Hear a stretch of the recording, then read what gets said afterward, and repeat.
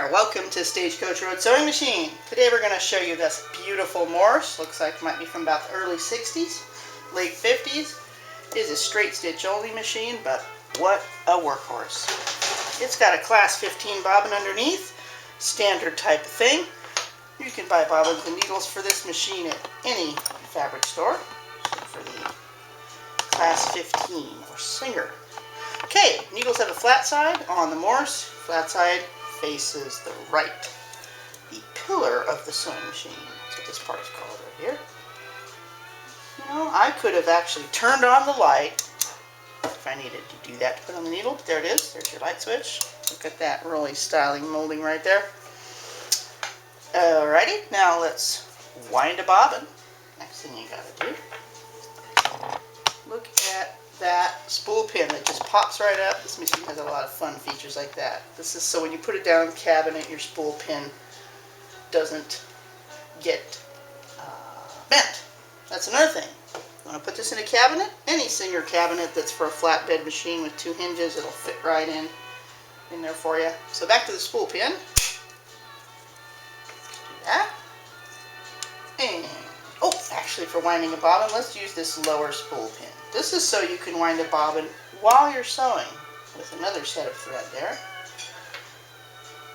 I always like those when you're working on a big project and you know you're going to use a couple bobbins. Why not just get that other one already wound and ready for you with an automatic bobbin winder. Okay, so your thread goes in your bobbin. Bobbin goes on the spindle.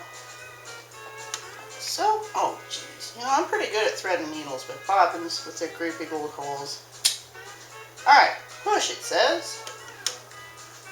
Push. Deflux the machine over there. And wind a bobbin. Snip that guy off. Okay, now it'll wind the bobbin automatically until it's full, and then tick off. Like that, but I'm not going to wind a full bobbin. There it is. Let's put the bobbin in the bobbin case. Pretty standard. Thread coming off away from you. Thread goes in the notch, under the tension spring, and then down into the bobbin case. Go. Thread the top. And do the curl cue there. And tension disc there. Over the check spring. And reclutch that. Back up. Here we go. Now, if you ever need to see a feature up close, and I'm going too fast for you, and that's what you need to make a buying decision, go ahead and say, hey, can you show me up close how you went through that little springy thingy on that machine? Most sewing machines thread about the same way. And through the needle. And also, like most American and Japanese sewing machines, always turn the hand wheel towards you, which is what we're going to do right now. As we raise the bobbin thread, turn the hand wheel 1 revolution, stop the needle at the top, poof, there's your bobbin thread. Now we're ready to sew. The Morse is a straight stitch only machine, not a zigzag, but the straight stitch is very versatile on this machine because of the way you can lock, reverse, and forward the same way. Okay, here's your indicator. Isn't that cool? A vintage 5 stitches per inch, all the way up to the big fat square, which is buttonhole density type thing.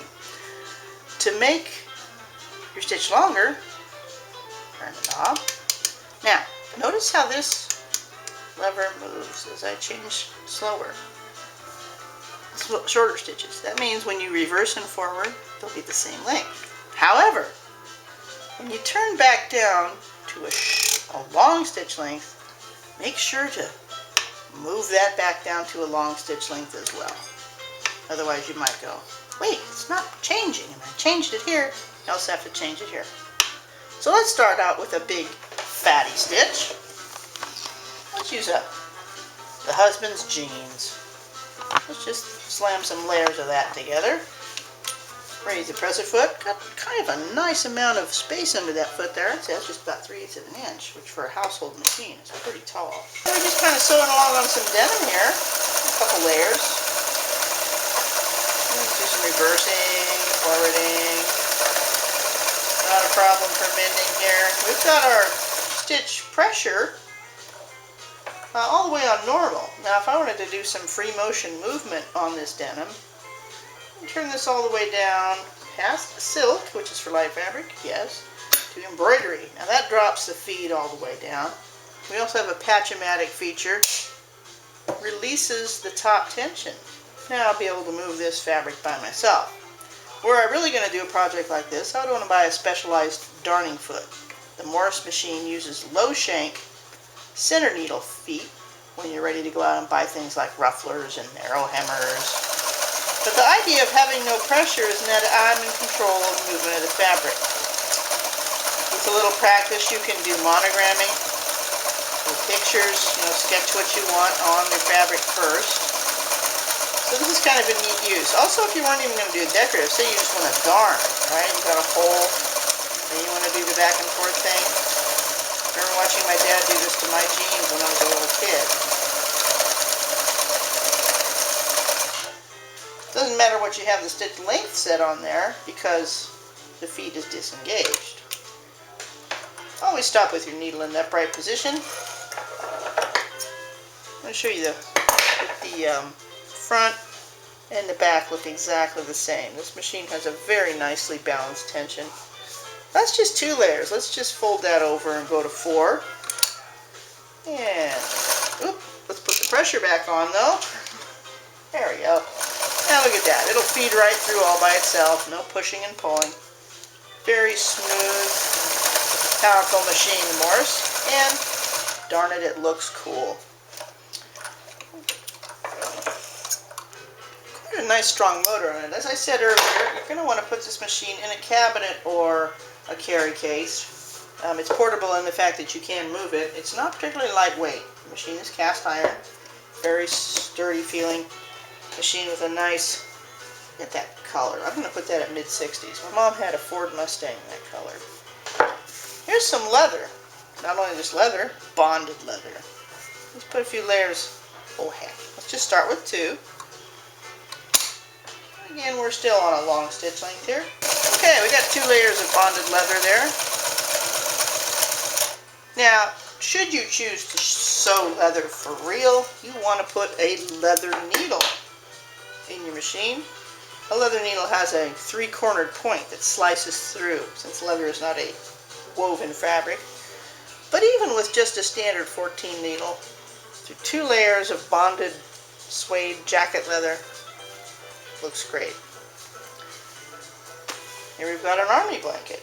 Ooh, very nice texture on that. Forward and reverse. Oh, you know what? I think we've run out of bobbin thread. And you know what else? I think I've shown you just about every feature I can on this machine. This Morse could be yours. Right here from Stagecoach Road Sewing Machine. Very nicely made, precision Japanese sewing machine, strong motor, straight stitch, built-in light. Thank you for watching.